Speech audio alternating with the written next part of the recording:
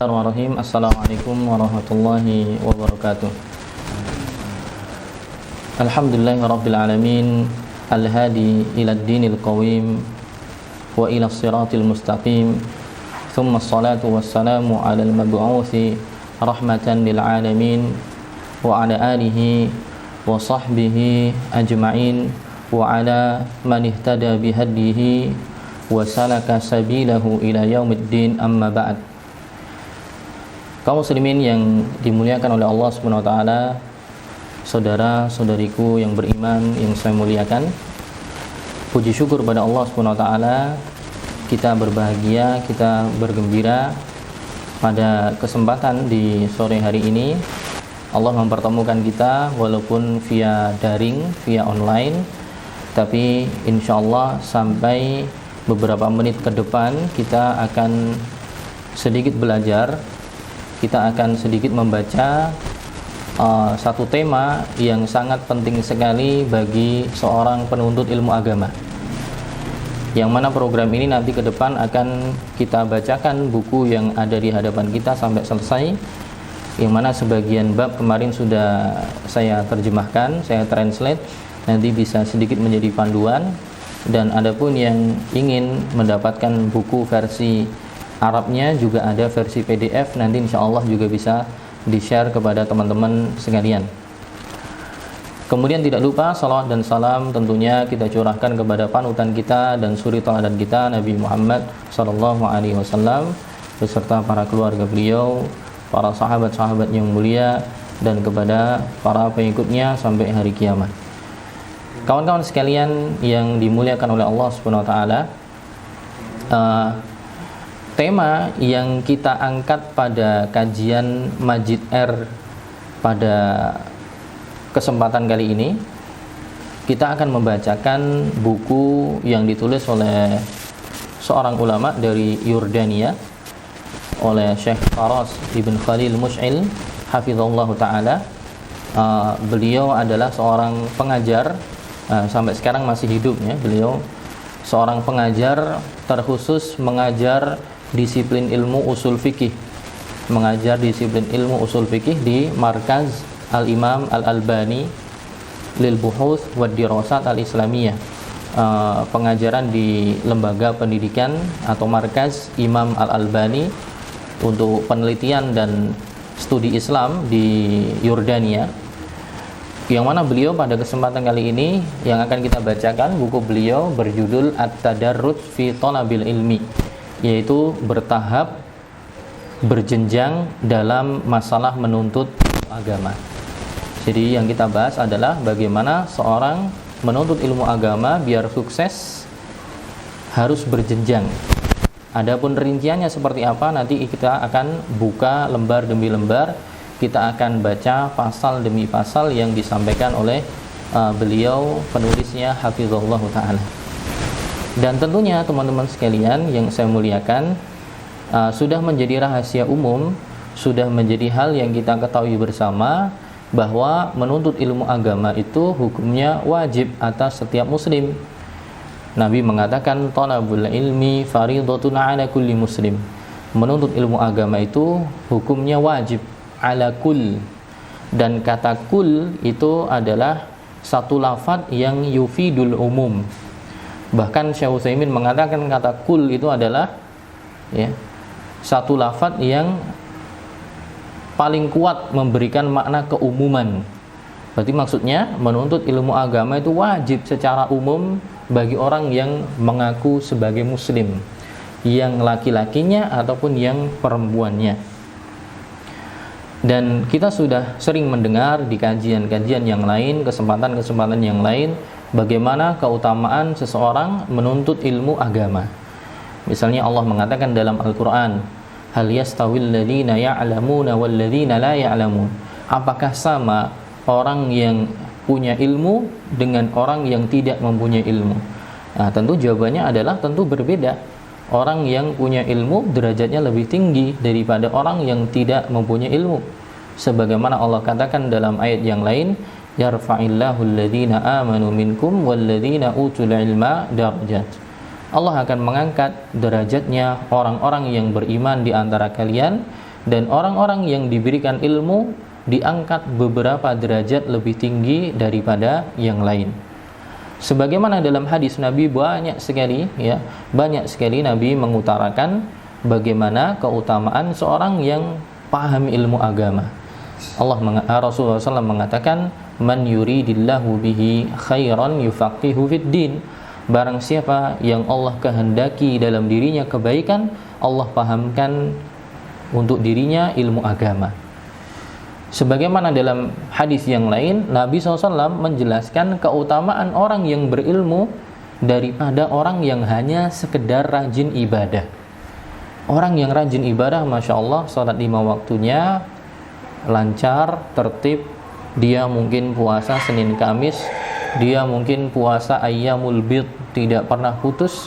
Mungkin dia salat malam, tapi hanya sebatas itu yang dia tahu, alias dia hanya aktif dari sisi amalan, namun pengetahuan dia dalam agama kurang atau sangat terbatas.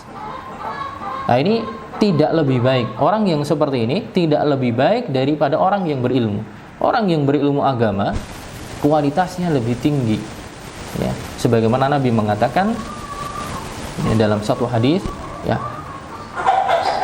bahwa beliau mengatakan permisalan orang yang berilmu, ya, dengan orang yang abid, ya, itu seperti permisalannya seperti bulan, ya, kama saril qamar lailata badrin ala sairil kawakib. Nabi mengatakan permisalannya orang yang berilmu dengan orang yang hanya rajin ibadah seperti perbandingannya seperti bulan di purnama alias bulan di tanggal 15 dibandingkan dengan bintang-bintang yang hanya kecil cahayanya dan berkerlap-kerlip. Dan juga faedah-faedah yang lain dalam Quran ataupun hadis sebagaimana juga para ulama menjelaskan, ya. Jadi kesempatan kali ini kita sementara muqaddimah terlebih dahulu, ya, sebelum nanti kita masuk atau mungkin nanti kalau waktu menghendaki, ya, kita masuk sampai pembahasan yang pertama. Sedikit saya sampaikan, para ulama menjelaskan, ya, seperti Imam Ahmad rahimahullahu taala, beliau mengatakan bahwa menuntut ilmu agama itu jika niatnya benar, maka tidak ada ibadah yang lain yang bisa menandinginya.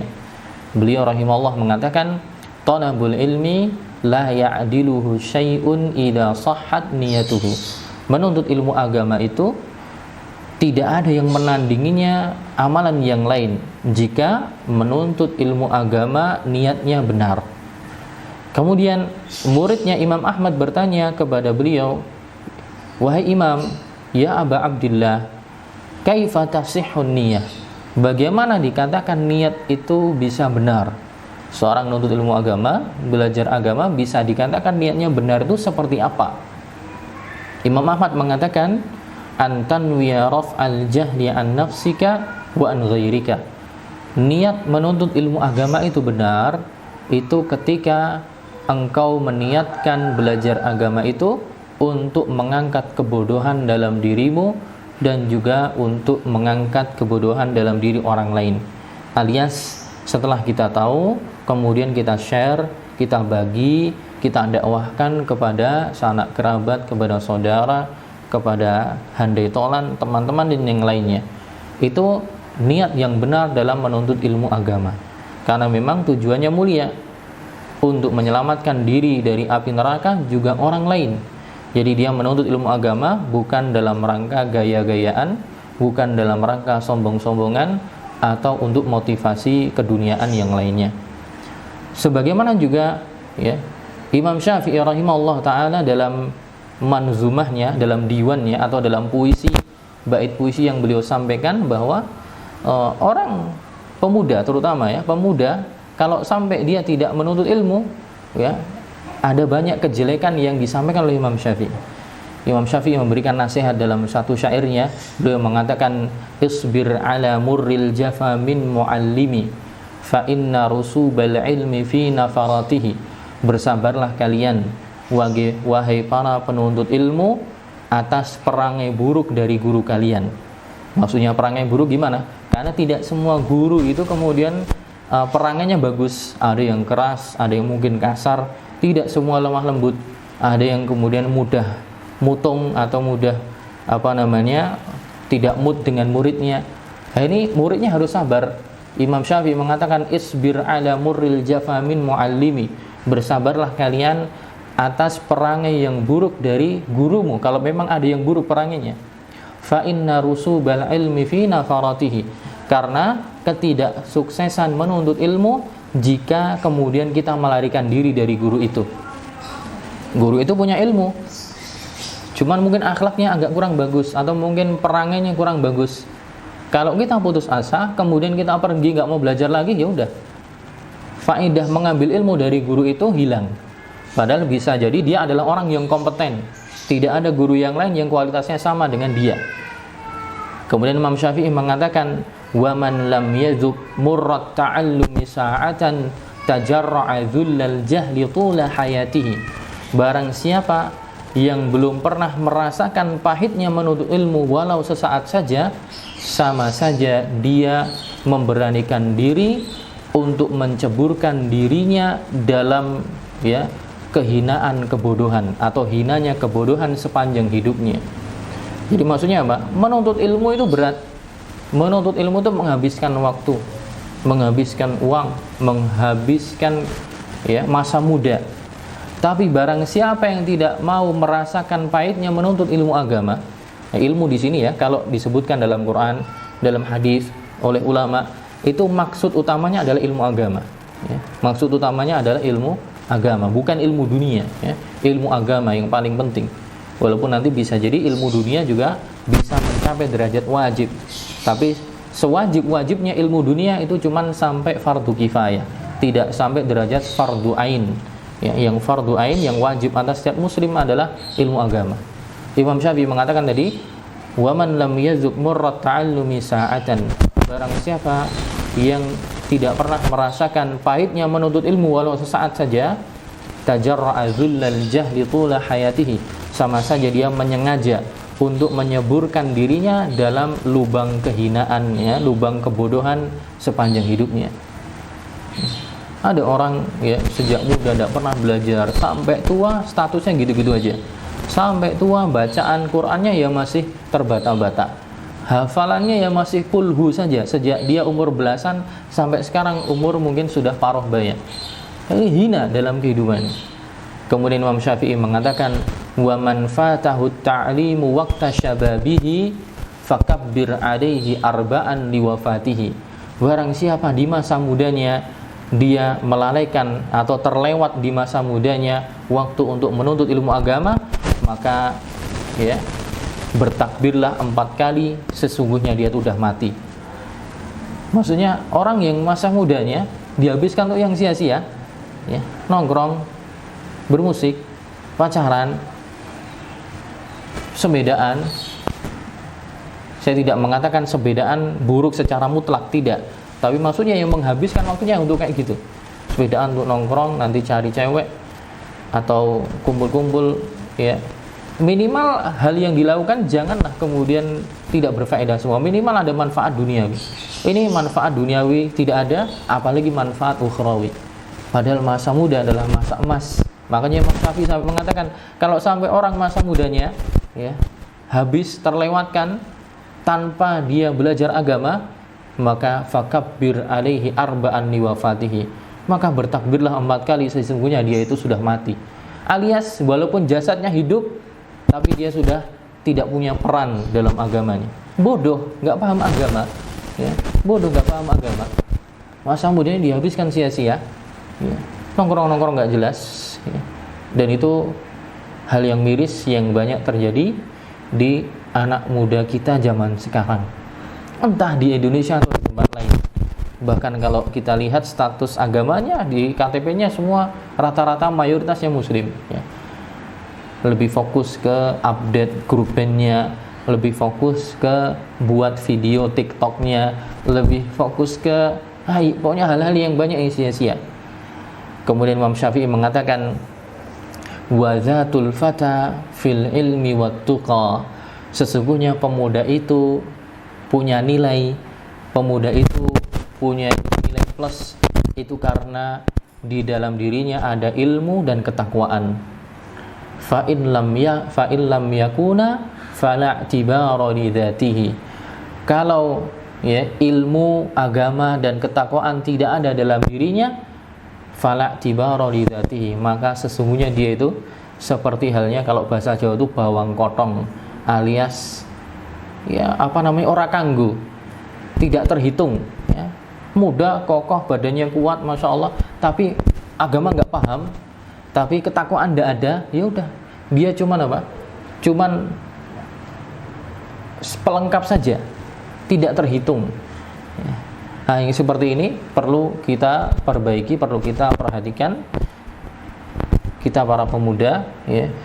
Harapan Islam ya, tidaklah Islam kelak akan baik kecuali jika pemudanya dengan baik. Salah satu cara untuk memperbaiki generasi Islam kita adalah ya membekali mereka dengan ilmu agama. Satu lagi ya, nasihat dari Imam Syafi'i, beliau mengatakan bahwa karena kita belajar tentang bagaimana bertahap dalam menuntut ilmu, maka Imam Syafi'i juga memberikan nasihat. Beliau mengatakan, ala la tanalul ilma illa bisittatin sa'umbika an majmu'iha bibayani. Ketahuilah, sesungguhnya kamu tidak akan mendapatkan ilmu, sesungguhnya kamu tidak akan meraih ilmu kecuali dengan 6 perkara, dan saya akan menyampaikan 6 perkara itu kepada Anda. Apa itu? Zakaun wa hirsun wastibarun. 6 hal yang perlu diperhatikan oleh penuntut ilmu agar dia bisa mendapatkan ilmu adalah: pertama, zakat, yaitu kecerdasan. Jangan gunakan kecerdasan kita hanya untuk perkara-perkara dunia saja. Orang yang diberi karunia kecerdasan, gunakan untuk perkara akhirat juga. Perkara dunianya iya, tidak ada masalah dipelajari, tapi jangan lupakan perkara yang lebih urgent, yaitu perkara akhiratnya. Dan orang pengen dapat ilmu agama, mendapatkannya pertama harus punya zakat, kecerdasan. Yang kedua harus punya hirs, semangat yang menggebu ya. Kalau dia diberi kecerdasan tapi malas, nggak akan maksimal ya. Dan terkadang orang kecerdasannya biasa-biasa aja tapi dia semangat, maka Allah berikan taufik, dia bisa ya, perkembangan ilmunya bagus. Nah, apalagi yang punya kecerdasan plus semangat. Jadi pertama dari 6 hal yang disampaikan oleh Imam Syafi'i adalah, pertama adalah kecerdasan, kedua adalah hirs, semangat, yang ketiga adalah istibar, yaitu bersabar dalam menuntut ilmu, tidak terburu-buru ya, tidak terburu-buru, bertahap ya, seperti nanti yang akan kita bahas dalam buku kita. Setelah cerdas, kecerdasan, kemudian semangat dan juga kesabaran, yang keempat, 5 ke 6, Imam Syafi'i mengatakan wa bulghatun wa irsyadu ustadzin wa tulu zaman. Yang keempat adalah bulghah, yaitu modal untuk belajar, alias tidak semua bisa gratis. Kalau memang ada kampus-kampus Islam, lembaga-lembaga Islam memberikan beasiswa, itu masya Allah bagus. Tapi misalnya toh tidak ada, maka hukum asalnya orang yang pengen belajar agama itu ya memang harus bermodal ya. Sebagian orang rela membayar per bulan sekian juta untuk les anaknya matematika, sekian ratus ribu untuk bayar bulanan belajar bahasa Inggris, bahasa Mandarin, dan yang lainnya. Tapi terkadang ada kursus bahasa Arab, ada pelajaran bahasa Arab yang mungkin per bulan hanya 50.000, tapi merasa berat untuk mengeluarkan 50.000 itu ya. Jadi terkadang untuk dunia kita langsung buka dompet, tapi untuk akhirat buka dompet pilih-pilih warnanya yang mana yang dikeluarkan. Ini harus modal ya, harus modal, bulghah. Kemudian irsyadu ustadz, yang kelima adalah dibimbing oleh guru. Dibimbing oleh guru ya. Dibimbing oleh guru, bukan autodidak, bukan belajar sendiri ya. Karena orang yang belajar sendiri kemungkinan dia tercebur dalam kesalahan pemahaman besar, kecuali dia sudah punya kemampuan, dia sudah pernah belajar pada syekh, pada ustadz, sudah punya ilmu alatnya, bahasa Arabnya bagus, ilmu usul fikih bagus, kemudian dia setelah punya kemampuan, kemudian dia fokus meneliti, tidak ada masalah. Sebelumnya sudah punya bimbingan. Tapi bagi yang pemula, tidak bisa dia langsung beli buku, dia baca sendiri, dia simpulkan sendiri, tidak bisa. Ya, makanya ada ulama yang mengatakan, man kana kitabuhu syaikhahu kasura khata'uhu min shawabihi. Ada ulama yang mengatakan, barang siapa yang gurunya adalah bukunya, alias dia belajarnya cuma dari baca buku aja, nggak pernah dari dibimbing ustadz, maka kata ulama itu, ya, kesalahan yang akan dia dapati lebih banyak daripada benarnya. Kesalahan yang dia dapati akan lebih banyak daripada benarnya.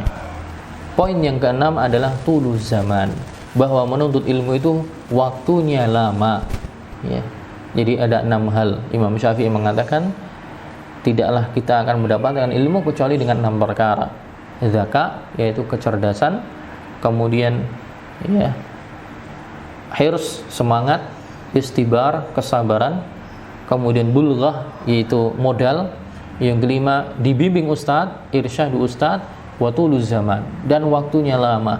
Tidak bisa ya belajar baru 1 tahun langsung jadi ustadz kibar, ustadz besar, langsung buka channel YouTube kemudian ceramah, apalagi ceramahnya perkara-perkara berat ya. Perkara fikih toharoh, fikih sholat belum selesai dia sudah ngomongin tentang fikih jihad, tentang fikih tentang masalah pemerintah, ngomongin perkara-perkara besar. Nah, ini bahaya, butuh waktu lama ya.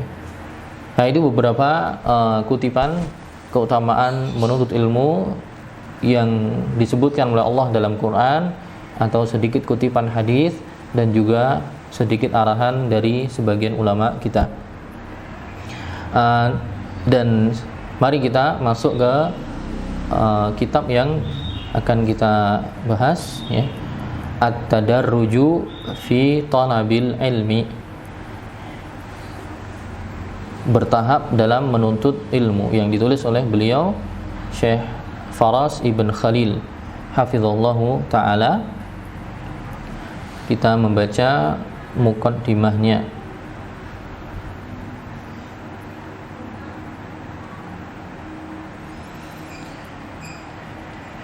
Ya, di bab yang pertama beliau menyebutkan ada 6 pasal ya. Ada 6 pasal atau 6 pembahasan. Pasal yang pertama adalah tamhid, yaitu muqaddimah, perangkata. Pasal yang kedua adalah sholahul mu'minin bi sholahi ta'limihim, membahas tentang kebaikan kaum muslimin itu bergantung dengan kebaikan pendidikan agama mereka. Kemudian pembahasan yang ketiga atau pasal ketiga, wusulu ba'di talabah dunal akharin, sampainya sebagian penuntut ilmu, maksudnya sebagian penuntut ilmu melampaui sebagian penuntut yang lain, alias misalnya dalam satu kelas ada beberapa santri, sebagian mereka bisa paham, bisa berprestasi, tapi sebagian yang lain ya, kurang berprestasi. Nah, itu nanti pembahasannya seperti apa. Kemudian pasal yang keempat nanti akan dibahas tentang al-muddah az-zamaniyah, yaitu rentang waktu yang biasanya dibutuhkan untuk litahsili usulil ilm, rentang waktu yang dibutuhkan untuk menghasilkan atau meraih, menguasai dasar-dasar pokok-pokok keilmuan ya, pondasi-pondasinya. Belum semuanya, tapi baru pondasinya. Kemudian pasal yang kelima ini nanti akan membahas tentang ainal khalal, aibnya ada di mana atau kesalahannya ada di mana. Kenapa nanti masalahnya ada orang-orang yang menuntut ilmu agama sudah lama sekali, bertahun-tahun, tapi ketika dihadapkan pada masalah masih bingung atau masih banyak tidak tahu, padahal ngajinya udah lama tapi kesannya masih kayak orang awam ya, ngajinya udah lama bertahun-tahun tapi seakan-akan pondasi keilmuannya tidak ada. Nah, itu nanti kesalahannya di sisi mana nanti akan dibahas. Kemudian pasal yang terakhir yang keenam di bab yang pertama adalah al-akhta fi tara'iqit ta'allum, Itu berkenaan dengan kesalahan-kesalahan dalam metode belajar agama. Kesalahan-kesalahan yang berkenaan dengan metode belajar agama. Taib, di pasal yang pertama ya, prakata pembukaan atau muqaddimah, di sini Syekh Faraz Khalil mengatakan ya, membuka dengan khutbatul hajah. Innal hamdalillah nahmaduhu wa nasta'inuhu wa nastaghfiruh wa na'udzu billahi min syururi anfusina wa min sayyiati a'malina, dan seterusnya. Segala puji bagi Allah, kita memuji Allah Subhanahu wa taala ya, meminta pertolongan kepadanya dan memohon ampun kepadanya, dan kita berlindung kepada Allah dari kejelekan diri kita dan dari kejelekan amal-amal perbuatan kita. Barang siapa yang Allah berikan petunjuk, maka tidak akan ada yang bisa memberikan ya penyimpangan, tidak bisa memberikan kesesatan pada dia, dan barang siapa yang Allah simpangkan, maka tidak ada yang bisa memberikan dia petunjuk, dan seterusnya, seperti khutbatul hajah yang sering kita baca. Kemudian beliau mengatakan, amma ba'du falamma ra'aitu katsiran min tullabil ilmi fi zamanina. Falamma ra'aitu katsiran min tullabil ilmi fi zamanina. Nah, di sini beliau mulai menjelaskan fenomena yang terjadi ya. Beliau mulai menjelaskan fenomena yang terjadi di era kita sekarang. Fenomena apa? Ya, bahwa para penuntut ilmu yajidduna ilal ilmi wa la yasilun. Beliau lihat banyak para penuntut ilmu yang sungguh-sungguh belajar. Belajarnya sungguh-sungguh, bukan orang yang malas, tapi apa? La yasilun. Mereka tidak sampai mendapatkan apa yang mereka kehendaki, alias ilmu yang mereka tuntut, ilmu yang mereka cari kok tidak dikuasai gitu. Padahal sudah ya bersungguh-sungguh untuk belajar. Wa min manafi'ihi wa samaratihi yuhramun. Bahkan dari manfaat ilmu tersebut dan juga buah dari ilmu yang mereka harapkan bisa dihasilkan dari, mereka terhalangi dari itu semua. Ya. Dan manfaat dan buah ilmu itu apa? Al-amal wan nasyar, yaitu ya mengamalkan ilmu tersebut dan men-share-nya kepada orang lain. Jadi fenomena yang beliau lihat itu banyak penuntut ilmu yang semangat sungguh-sungguh ya, cuman mereka kok nggak sampai-sampai dengan apa yang mereka inginkan. Bahkan dari hasil ilmu tersebut, kenapa banyak terhalangi ya. Fatajiduhum yaqduna as-sinina at-tiwal fi ta'allumil ilm. Maka Anda akan dapati sebagian dari mereka yaqduna as-sinina at-tiwal. Mereka menghabiskan bertahun-tahun yang panjang fi ta'allumil ilmi, untuk belajar ilmu agama. Jadi sebagian dari mereka menghabiskan bertahun-tahun untuk belajar agama. Bal fi ilmin wahid, bahkan hanya di satu disiplin ilmu saja. Jadi mereka nggak belajar banyak ya. Belajar banyak maksudnya disiplin ilmu tauhid, dia belajar fikih, belajar usul fikih, belajar qawaid fikih, belajar siyasah syariah, belajar tafsir, belajar hadis, belajar ya. Ada yang mempelajari semua bertahun-tahun, tapi kok bekasnya kurang tersisa atau tidak tersisa, atau mungkin sangat sedikit sekali. Atau bahkan sebagian ada yang fokus cuman di satu bidang saja, belajar fikih, sudah menghabiskan banyak ya waktu bertahun-tahun, tapi kok la yahsuluna minhu ala ta'in, seakan-akan mereka tidak mendapatkan sedikit pun dari apa yang mereka cari. Wa rubbama qadaw a'marahum fihi, bahkan terkadang ada yang umur mereka dihabiskan untuk belajar tadi. Walam yartaqau an darajatil mubtadi', tapi ternyata sudah umurnya dihabiskan dan mereka belum naik level dari level pemula. Ya, nanti kita akan bahas ya. Para ulama membagi level itu ada 3. Ada level pemula, pertengahan, ada level akhir.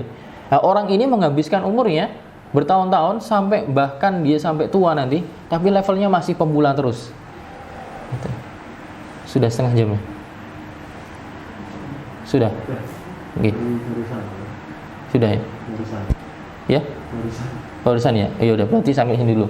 Ya, itu beberapa poin yang kita baca di muqaddimah, belum selesai ya, tapi sedikit kita dapat gambaran bahwa di situ dijelaskan Syekh Faros itu motivasi beliau menulis buku ini karena melihat fenomena tadi.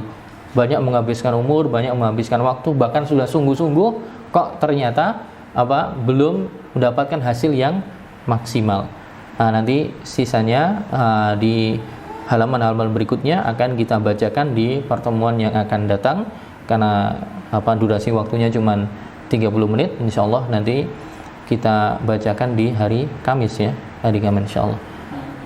Ya. Ada pertanyaan? Langsung dijawab sekarang atau besok? Berapa jauh sekarang? Oh iya. Monggo.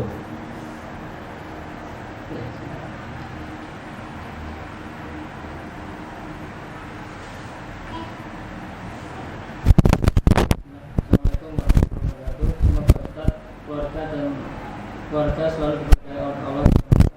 Amin. Izin bertanya, untuk orang awam, kitab apa yang sebaiknya mulai dibaca dan urutannya Ustaz? Iya. Sabar nanti dibahas di sini. Ya. Ya, ada yang tanya berkaitan dengan kitab apa untuk orang awam yang nanti cocok dipelajari. Ya, itulah yang kita bahas. Ya, buku ini yang kita bahas. Nanti akan diberikan sampelnya, contohnya sabar dulu. Ya, kita baru di muqaddimah. Nanti akan ada sampel yang diberikan oleh penulis ya. Akan diberikan oleh penulis sampelnya walaupun tidak di semua disiplin ilmu tapi nanti ada sampelnya. Tapi nanti akan ada bab khusus atau pasal khusus yang nanti menjelaskan. Jadi mohon bersabar terlebih dahulu. Itu aja. Ada lagi?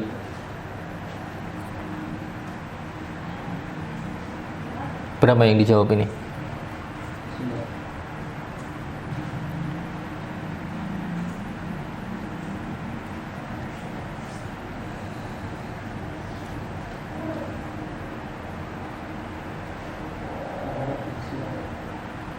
Tapi tidak apa ya, mungkin untuk masalah disiplin tauhid misalnya, ya nanti awal mulai yang dipelajari misalnya kitab Ushulus Salasah ya untuk pemula ya. Ushulus Salasah diselesaikan, kemudian nanti baru berpindah ke Al-Qawaidul Arba ya.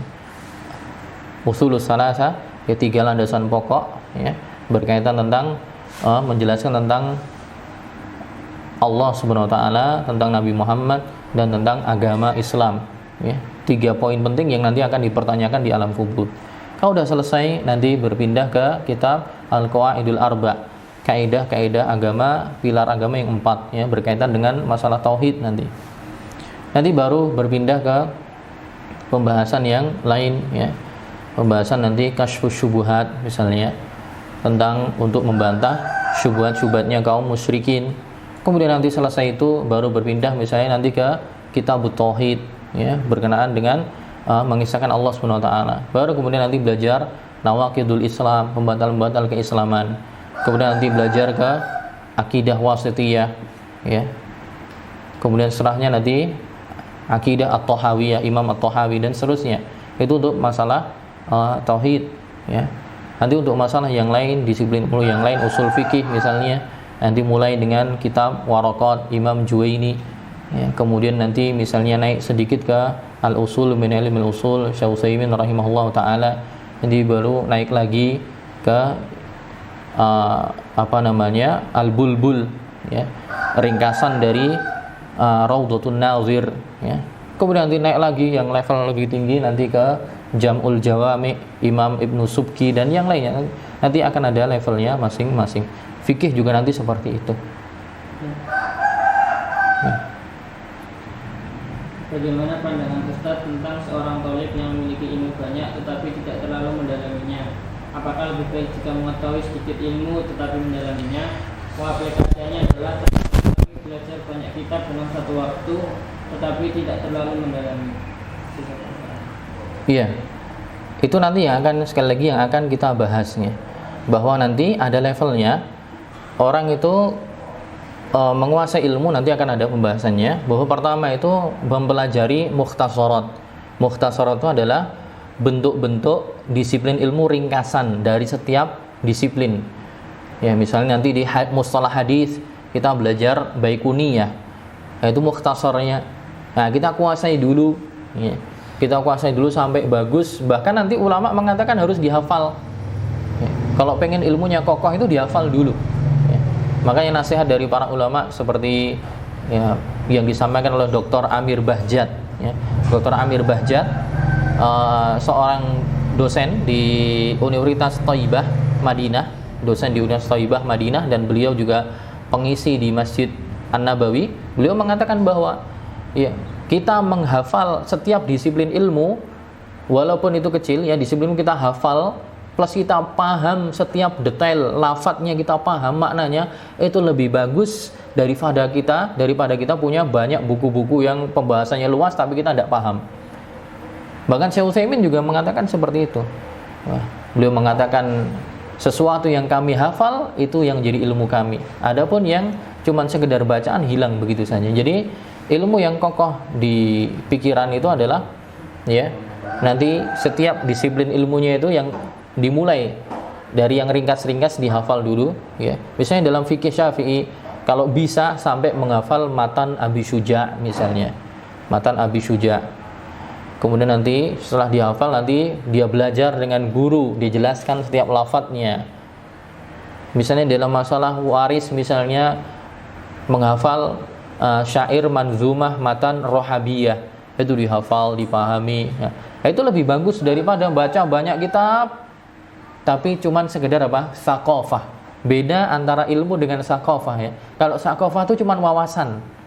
Oh, pembahasan ini saya tahu di buku itu. Tapi ngomongnya seperti apa? Lupa, buka buku dulu. Nah, kalau ilmu itu ketika orang ditanya, oh paham. Ini hukumnya gimana? Oh dalilnya ini, hadisnya ini. Ulama bilang seperti ini misalnya. Apalagi sampai menyebutkan bait-bait syairnya, bait-bait penjelasannya. Itu yang ilmu yang sebenarnya. Dan kita banyak tertinggal ya dalam masalah itu. Termasuk saya sendiri. Ya, saya sendiri banyak kekurangan di dalam hal itu ya. Karena memang dahulu ya belajarnya juga memang agak kurang berjenjang, jadi hasilnya agak kurang bagus. Makanya di sini kita belajar bareng untuk mencari tahu bagaimana sih ulama mengarahkan kita agar kita berilmu tidak hanya sekedar wawasan tapi benar-benar ilmu. Jadi ketika kita menghadapi masalah kita bisa menjawabnya dengan baik, punya argumentasi yang baik, ya dalil-dalilnya juga paham. Jadi lebih bagus kita tahu